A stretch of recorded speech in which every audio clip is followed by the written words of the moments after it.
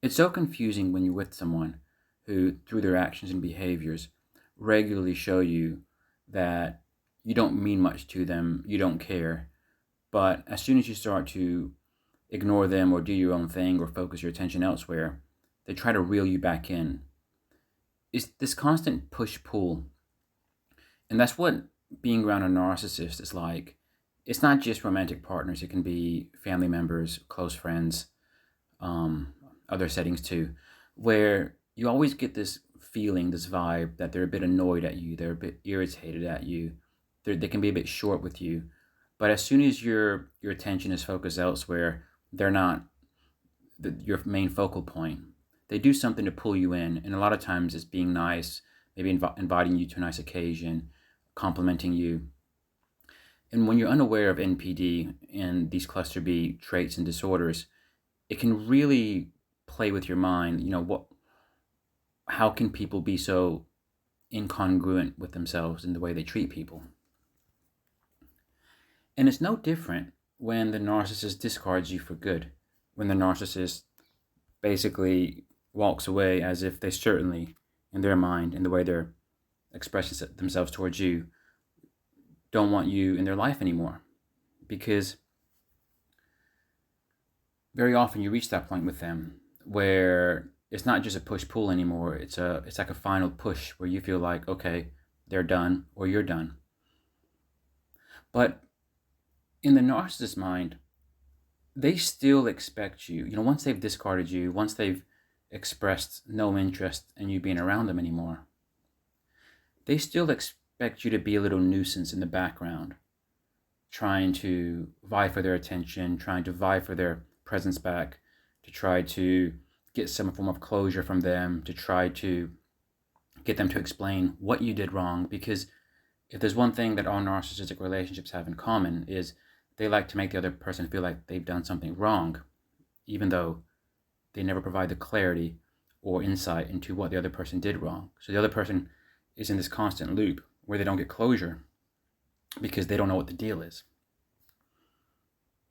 And narcissists also have a habit of targeting weak people, people who fall into this trap of extreme neediness. And if you're somebody who isn't weak like they were expecting, given their past experiences, or you're not needy as they were expecting, given their past experiences, all of a sudden they can become confused. Narcissists can become very confused and very unsettled. They get quite antsy when they've walked away from you or they've pushed you away and you go silent. You go silent insofar as it regards them.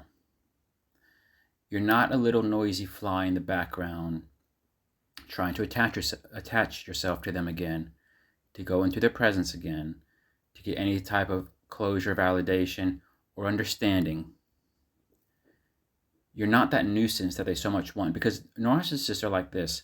When they push you away and all that, if you do become a nuisance, if you do keep chasing them, of course they won't let you back in.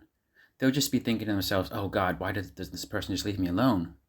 It's almost like, oh, this person's got like stalker vibes or something. They keep on harassing me. They won't leave me alone.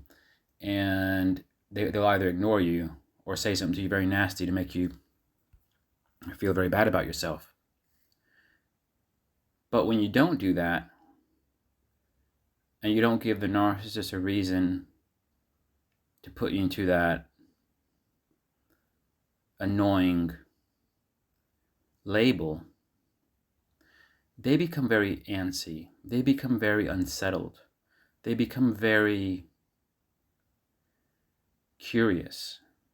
They become very full of self-doubt. Like, why aren't you chasing? Why aren't you seeking closure?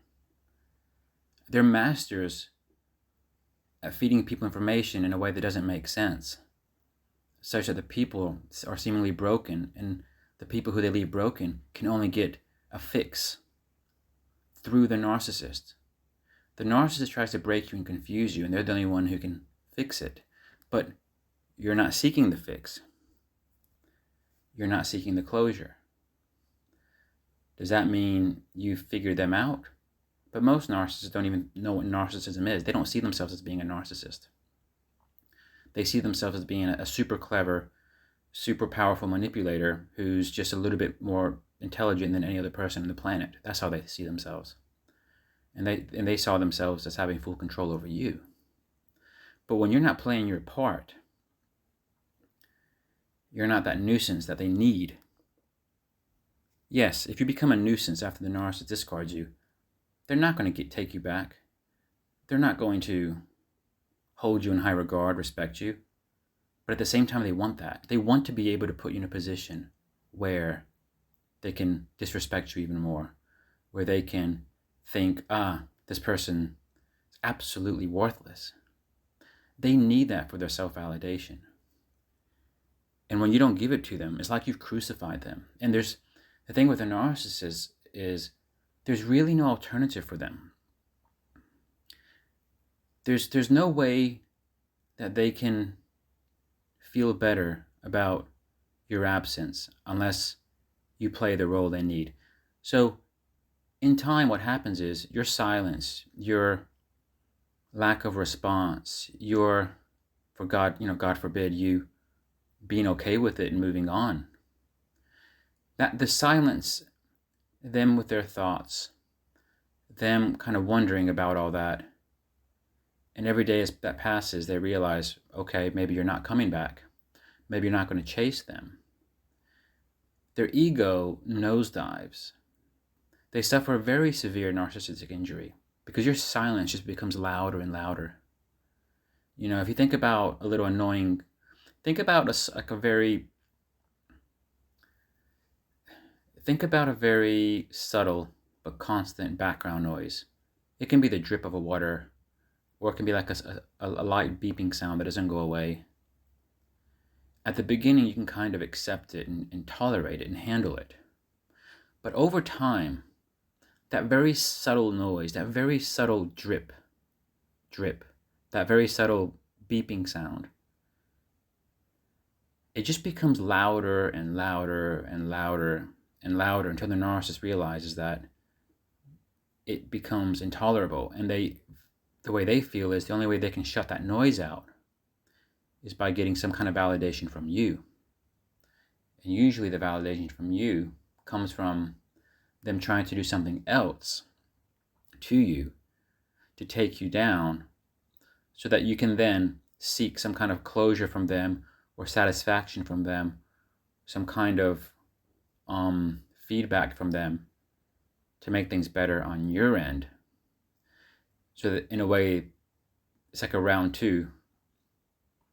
They're trying to get that validation. They feel very much prompted to do that. It doesn't mean they'll always go straight and do it, because maybe they didn't really save face with you. They don't know how to come back. Or maybe they realize you have moved on. Or maybe they don't have access to you. Or maybe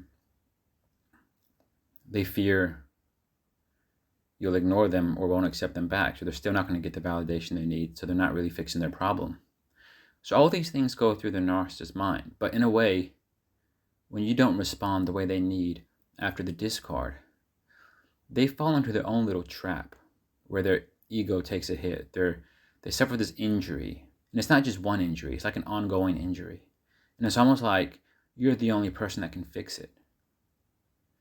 You have this huge power over them, which they hate to admit. And they can try to distract themselves from it for some time with other things. But as long as you're not giving them the validation they need, they feel trapped. And they're in this constant turmoil in their mindset where if they're not thinking about it, it's okay, but it doesn't really go away easily. And sometimes it doesn't go away at all. So yeah, narcissists sometimes try to trap other people, but inevitably they're the ones who get trapped. Thanks for watching.